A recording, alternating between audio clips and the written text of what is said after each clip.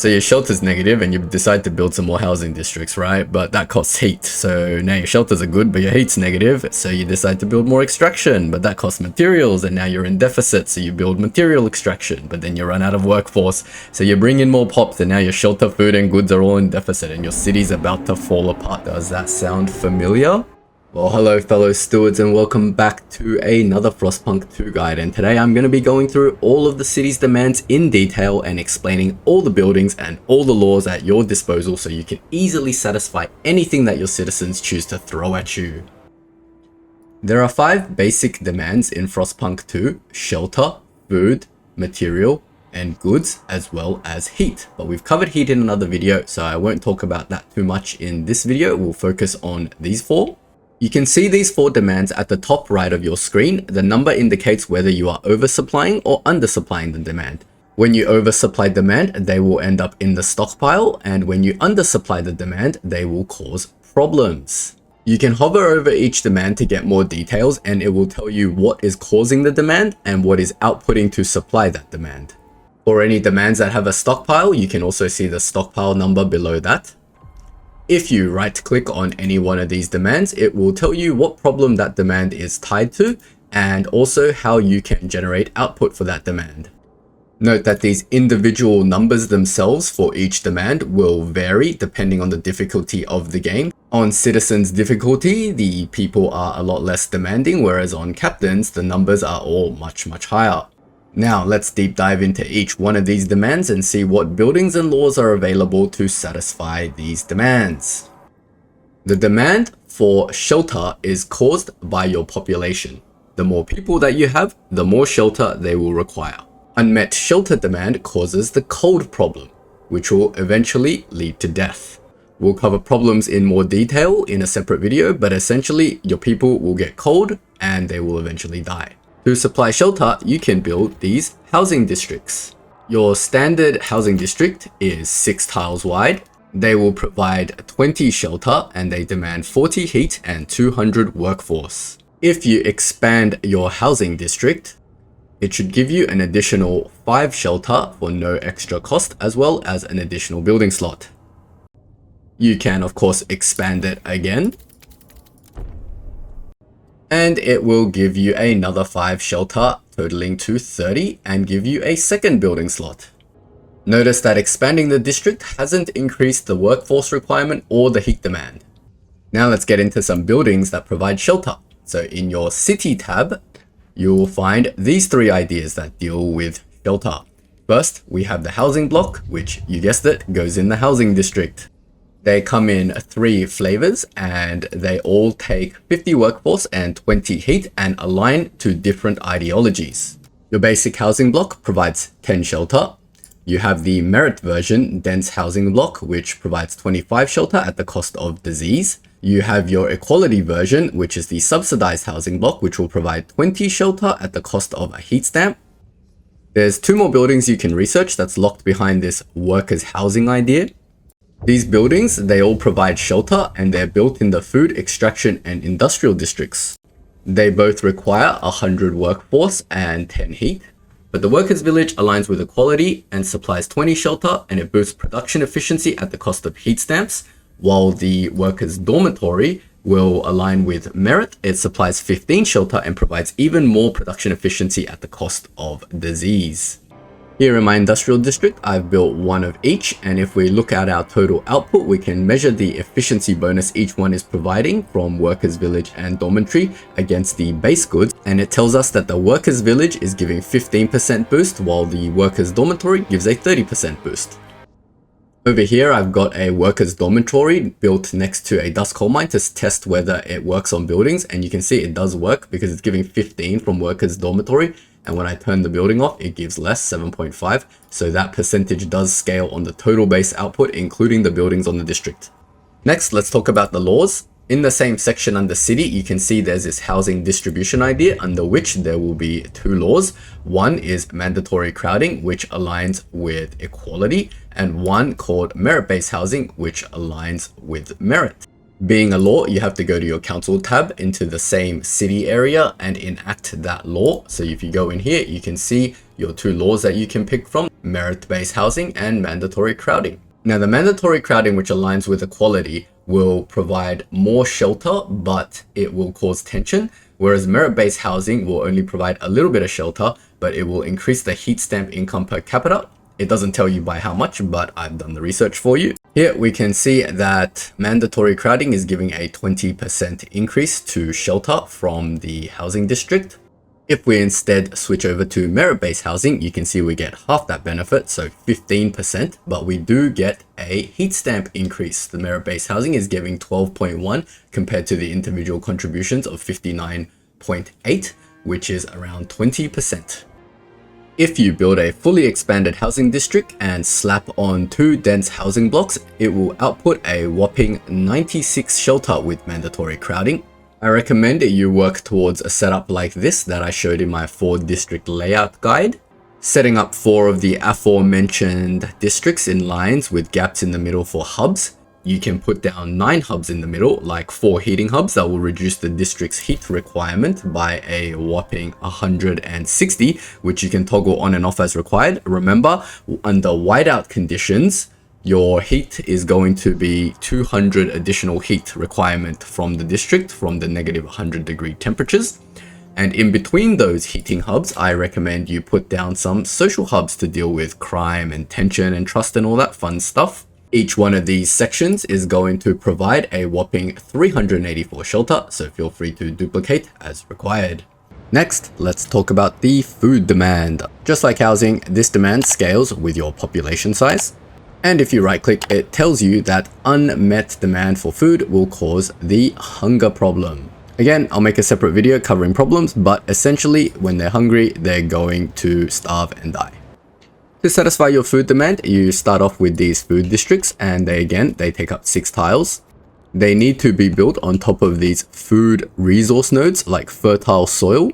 They'll eventually consume all the amount of food on that resource node, and when the district consumes all the food that it's touching, then the district will deactivate. Unlike shelter though, you can see food can be stockpiled. Your standard food district requires 600 workforce, 40 heat, and 25 materials, and it will output 50 food. Of course, you can expand it by 3 tiles as well. Unlike the housing district, the base food district already comes with 1 building slot, and by expanding it once, you get a second building slot, and you can't expand it again, and it also increases the food output from 50 to 60. And just like with all the other district, expansion doesn't increase demand or workforce requirements at all. Next, let's talk about the food buildings. So in the resources tab of your ideas tree, you'll see these 2 buildings, the hothouses and the advanced hothouses. Your basic hothouse is called the drum hothouse. It's constructed in food districts, and they take 400 workforce, output 60 food, and demand 40 heat. Next, we have the chemical hothouse. It aligns with the progress cornerstone, and it takes 300 workforce, outputs 50 food, and demands 40 heat. And finally, we have the bio-waste hothouse, which aligns with the adaptation cornerstone, and it requires 400 workforce, outputs 70 food, and demands 20 heat. All hothouses give you the excessive fertilization district ability, which increases food output and disease, and I'll show you that a little bit later. The advanced hothouses follow a similar pattern to the basic hothouses, but they require steam cores to build. But they cost the same amount of workforce and heat as your basic hothouses, but produce way more food. You can see the basic one does 120 food, then the progress one does 80 food, and the bio-waste one does 100 food. Another food building that you can get is this Panaceum Factory, which stems from a radical idea in your Societies tab. If you research hospitals, treatment, and pharmaceutical, you'll get access to this radical idea if you've aligned yourself enough to reason. The Panaceum Factory can be built in the industrial district. It takes 200 workforce, 20 heat, and outputs 50 food, and also decreases disease. Once you've built a hothouse in your food district, you can have access to this excessive fertilization ability, which will increase your food output by about 50%. You can see we're getting plus 90 against our base output of 180. Next, in the council tab, you can see we have some laws that deal with food. Now, you don't need to do any research, you just get this unlocked at the start of the game. But we have 2 laws. One is the foraged additives and one is the chemical additives. Foraged additives aligns with adaptation and will scale off the population size. Using 2 data points, I roughly calculated this to be about 1 food supply for every 500 pop. Chemical additives will align with progress, and it will give you 25% more food production in only food districts. It doesn't appear to affect the Panaceum factory in the industry district.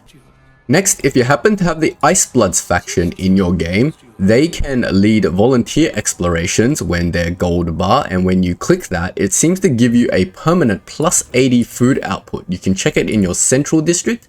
If you hover over your food output from your central district, you can see it's like plus 80 from lead volunteer explorations. And you can do that once every 150 weeks. That's the cooldown. But the buff that you get is permanent. So if I show you this same playthrough from like 300 weeks in the future, now we can see I'm in week 500. I've popped the buff 3 times and I'm getting 240 food from that Icebloods ability. It's also worth mentioning, it doesn't seem to matter if their relations become negative with you. They will just permanently forever give you this buff, so it is quite overpowered at the moment. Also just worth mentioning, you can find food out in the Frostlands, and if you build a path from the node back to your city, it will give you a food supply on top of what you're producing in your city. But I won't go into too much detail about that because I'll cover the Frostlands in my Frostlands video. In terms of practical builds, obviously early game you just want to build these food districts and put biowaste hothouses and expand them as soon as possible to get the max efficiency food extraction that you can. But late game I would recommend you set up some industry districts and use this Panaceum factory on them. So for example, here I've got 4 lines of industry sections set up in that same 4 district build I showed before, on top of which I've got 2 heating hubs and 1 maintenance hub, and you can see the industry districts demand no heat and no materials at all. And on top of that, we obviously just want to build 8 Panaceum factories like this. Once completed with 2 Panaceum factories in each district, you can see they're all outputting base of 100 food each. So this whole section over here is outputting 400 food. You can duplicate as required and they take up very little resources. And yeah, that's pretty much it for food. So let's move on to materials. So unlike food and shelter, materials is actually generated by your districts and buildings instead of your population. If you undersupply your materials, it's going to lead to squalor. And if we look at squalor, eventually it's going to lead to disease and tension and all sorts of bad stuff. But it'll also lead to your districts degrading, and you'll need to use prefabs to repair them. To supply materials, you need these extraction districts, and you can see they either supply 150 or 200 materials depending on what node you place it on. If you put it on a frozen forest, it'll supply 150, and if you put it on a shallow iron vein, it'll supply 200 materials. And an extraction district costs 600 workforce, 20 heat, and 50 materials to maintain. The basic extraction district will come with 1 empty building slot, but of course you can expand it once. The extraction district on the frozen forest will go from 150 to 190, so it gives an extra 40 materials. Whereas we can see the one built on the shallow iron vein goes from 200 to 300 base materials. Next, let's get into the buildings. So in your ideas tree under the resources tab, you're going to go to the left side and you're going to see your sawmills, advanced sawmills, foundries, and advanced foundries. Now these sawmills, they will go on the extraction districts for the frozen forest, and these foundries, they will go on the extraction district for the shallow iron vein. They all come in 3 flavors. So you got your basic sawmill, which takes 400 workforce, 60 heat, and outputs 150 materials. You've got your one that aligns to progress, which gives 200 materials, takes 300 workforce and 60 heat, but increases squalor. Then you've got your adaptation version, which takes 400 workforce, 20 heat, but gives 170 materials, but disease is increased. Their advanced counterparts take steam cores. The workforce and the output is increased, but the heat demand remains the same. So you can see the materials for the basic one is 300 and 600 workforce, and the one for progress is 400 workforce and 400 materials output, and the one for adaptation takes 600 workforce and outputs 350 materials. Next, we've got our foundries. We've got our basic foundry, which takes 400 workforce, 60 heat, and outputs 200 materials. We've got the progress version, the blast foundry, which takes 300 workforce, 60 heat, and outputs 250 materials, but causes squalor. Then we've got our adaptation one, which is the silica foundry. It takes 400 workforce, 20 heat, and outputs 200 materials, but disease is increased. For some reason, the advanced version of the foundry only comes in 2 flavors. There's no adaptation version, but you've got your advanced foundries, which takes 600 workforce, 60 heat, and outputs 400 materials. And you've got your progress version, the advanced blast foundry, which takes 400 workforce, 60 heat, and outputs 450 materials. Next, if you make your way down to the bottom right, you have these composite factories. The composite factories basically turn oil into materials. You've got your basic one, which takes 800 workforce, 100 oil, 60 heat, and outputs 300 materials. And they all increase squalor, I believe, except for this one that increases disease. Then you've got your progress version, the synthetic composite factory, which takes 600 workforce, 100 oil, and 60 heat demand, and outputs 300 material. And finally, you've got your adaptation version, the recast composite factory, which takes 800 workforce, 80 oil, 20 heat, and outputs 300 materials.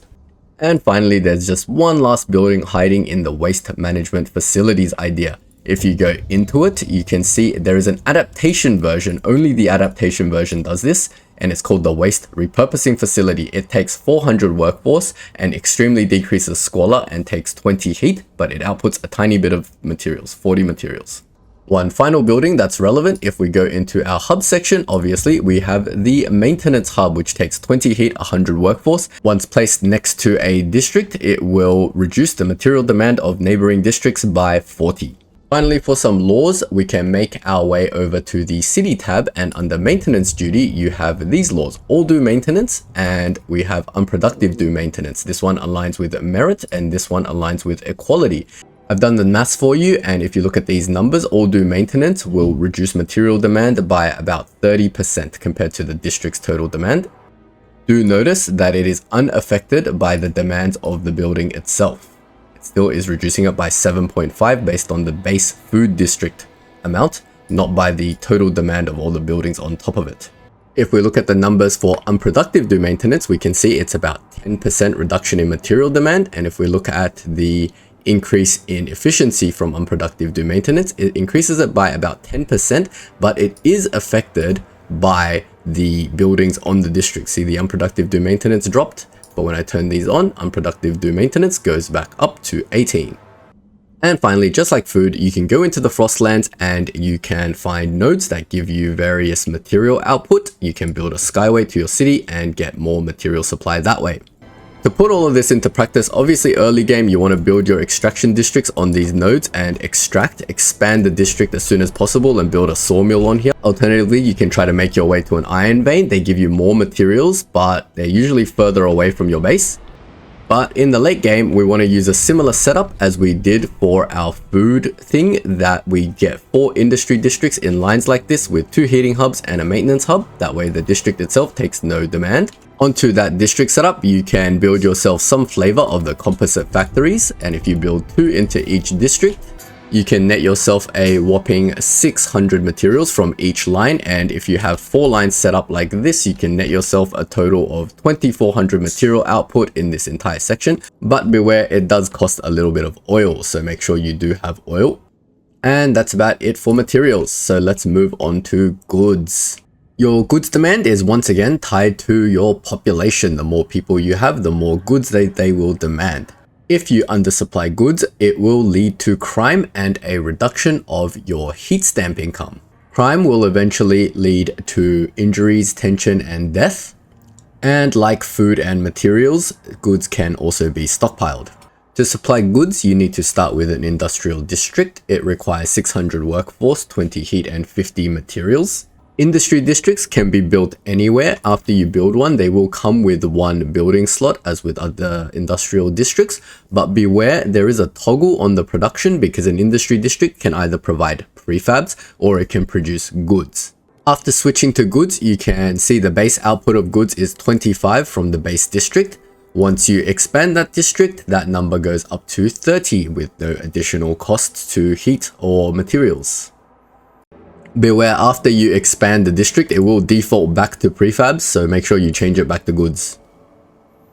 Next in your ideas tree, let's talk about the buildings for goods. Down south, you will see these 2, the factory and the goods factory. Your basic factory comes in 3 flavors. You've got your line factory, which takes 400 workforce, 40 heat, and 60 materials and will supply 30 goods.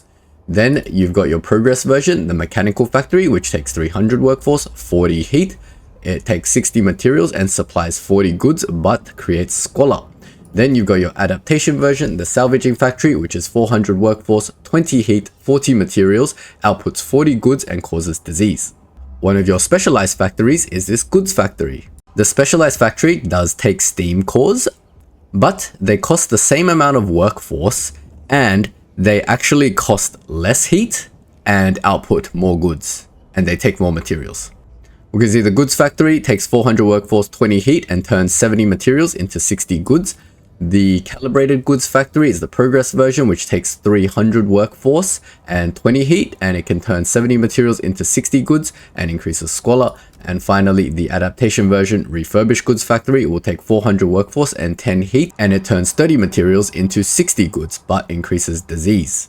There's one more building that is in the city tab. If you go up this workers line, you will eventually get this radical idea, poverty eradication. Under poverty eradication, you have this radical merit idea that is called labor camp. It's a building that goes in your industrial district. It takes 100 workforce and 80 materials, but it outputs 100 goods. It does increase tension, but it decreases crime and it unlocks the hard labor ability.